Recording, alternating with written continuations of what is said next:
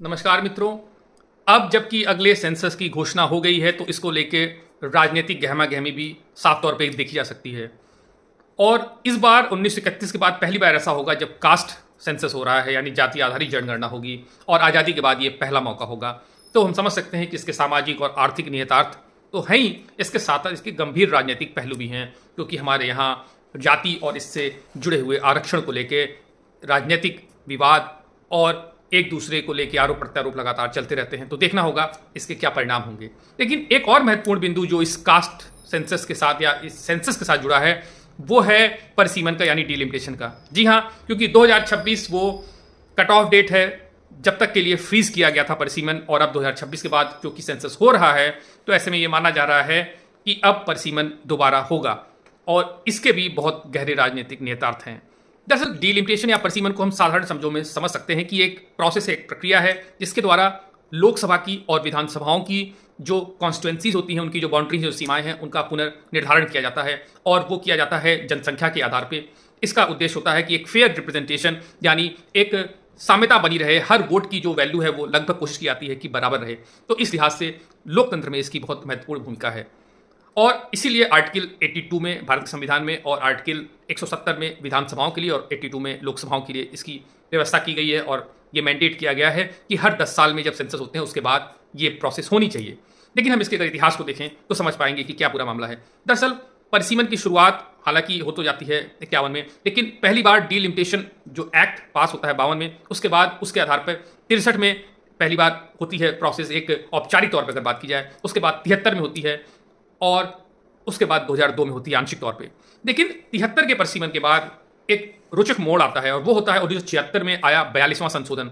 दरअसल इस संविधान संशोधन में जो डिलिमिटेशन की प्रोसेस है इसको अगले 25 सालों यानी 2001 तक के लिए फ्रीज कर दिया जाता है, रोक दिया जाता है। और वो इसलिए किया जाता है क्योंकि ये देखा जा रहा था कि जो जनसंख्या की ग्रोथ है वो बहुत ही अनइवन है, क्योंकि दक्षिण के राज्यों ने पॉपुलेशन कंट्रोल काफी अच्छे से किया था बनस्पत उत्तर के राज्यों से, जैसे कि उत्तर प्रदेश और बिहार की जो पॉपुलेशन ग्रोथ थी वो काफ़ी तेज़ी से बढ़ रही थी। तो इसलिए ताकि किसी के साथ अन्याय न हो किसी भी राज्य के साथ, तो फिलहाल उस समय फ्रीज कर दिया गया था अगले 25 सालों तक, ये सोच के कि शायद तब तक एक तुलनात्मक रूप से इक्विटी आ जाएगी। बहरहाल जब 2001 के बाद इसके संबंध में निर्णय हुआ तो ये पाया गया कि अभी भी काफ़ी साम्यता नहीं है और बहुत ही अनइवन है ये जो ग्रोथ थी। इसलिए इसको पुनः 84वें संविधान संशोधन के द्वारा अगले 25 सालों यानी 2026 तक के लिए फ्रीज कर दिया गया था। लेकिन 2002 में आंशिक तौर पे परिसीमन हुआ था, और जो टोटल सीट्स थी 543 वो यथावत रहीं।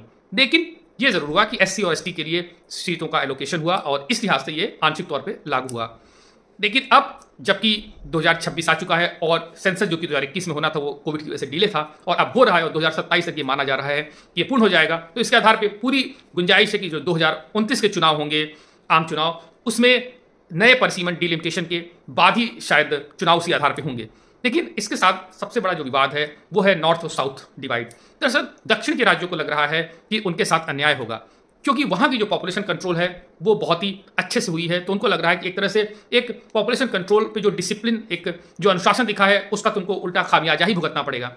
अगर हम ग्रोथ रेट की बात करें तो तमिलनाडु की जो पॉपुलेशन ग्रोथ रेट रही है 10 की वृद्धि वो 15.6 के आसपास रही है। वहीं केरल की 5-10 के आसपास 5% के आसपास ग्रोथ थी। लेकिन उत्तर भारत में अगर हम देखें तो उत्तर प्रदेश और बिहार की जो ग्रोथ रेट है वो 20 से भी ऊपर रही है। तो समझ सकते हैं कि काफ़ी अनइवन है मामला।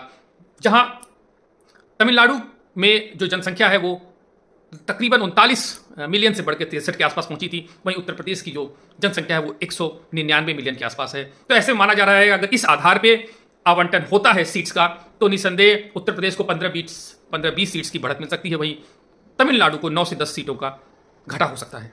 इसीलिए तमिलनाडु के चीफ मिनिस्टर का ये सुझाव है कि अगले 30 सालों तक फिर से इसको फ्रीज कर दिया जाए, क्योंकि वो कह रहे हैं हमारे ऊपर तो एक तलवार लटक रही है। दरअसल एक और भी इसमें पहलू है कि अगर सीट्स कम होती हैं तो जो एक पॉलिटिकल नेगोशिएशन की पावर होती है, गठबंधन की जो एक अधिकार मिलता है क्षेत्रीय पार्टीज को, उनके साथ भी एक गलत एक निर्णय हो सकता है। तो इस लिहाज से भी ये चुनौतीपूर्ण है। वहीं फाइनेंस कमीशन जो एक आधार बनाती है लोकसभा की सीट्स और विधानसभाओं की सीट्स का, उसको भी एक निगेटिव प्रभाव ऐसे में दक्षिण के राज्यों पर पड़ सकता है, क्योंकि अनुदान में कमी भी आ सकती है। इन सारी बातों को समझते हुए ये सुझाव दिया जा रहा है कि कुछ नए फैक्टर्स को भी ध्यान में रखा जाए कि किस राज्य का कितना इकोनॉमिक कंट्रीब्यूशन है, वहाँ की पॉपुलेशन डेंसिटी कैसी है। और कुछ लोगों का कहना है कि जो एक कैम्ब्रिज फार्मूला लागू हुआ था यूरोपियन यूनियन ने जब सीट्स का आवंटन किया था वहाँ के देशों में, तो उस तरह कुछ फार्मूला को लागू करना चाहिए। हालांकि केंद्रीय मंत्री अमित शाह का साफ कहना है कि हम आश्वस्त कर दें कि दक्षिण के राज्यों को कोई भी नकारात्मक प्रभाव नहीं झेलना पड़ेगा इसका, और प्रो रेटा बेसिस पे ही सीट्स का आवंटन होगा। लेकिन जब तक कोई इसमें ठोस निर्णय नहीं होता, कुछ कहना मुश्किल है। और डीलिमिटेशन जो कमीशन है, इसको हेड करते हैं सुप्रीम कोर्ट के करंट जो सर्विंग जज होते हैं या फिर कोई रिटायर्ड जज, और इनमें सहयोग करते हैं चीफ इलेक्शन कमिश्नर या उनका कोई नॉमिनेटेड व्यक्ति, और इसके अलावा संबंधित राज्यों के जो चीफ इलेक्शन कमिश्नर्स होते हैं। तो और सबसे खास बात है कि एक इंडिपेंडेंट बॉडी होती है और इसमें कोर्ट्स की भी दखलंदाजी नहीं होती, और ये स्वतंत्र निकाय की तरह काम करती है और इसका फैसला आखिरी होता है। तो ऐसे में अब केंद्र सरकार को निर्णय लेना है सर्वदलीय बैठक के साथ एक सहमति बना के, क्योंकि भारत के भविष्य का निर्धारण इसी पर होगा। आपको इस संबंध में क्या कहना है, आप हमें सूचित कर सकते हैं। धन्यवाद।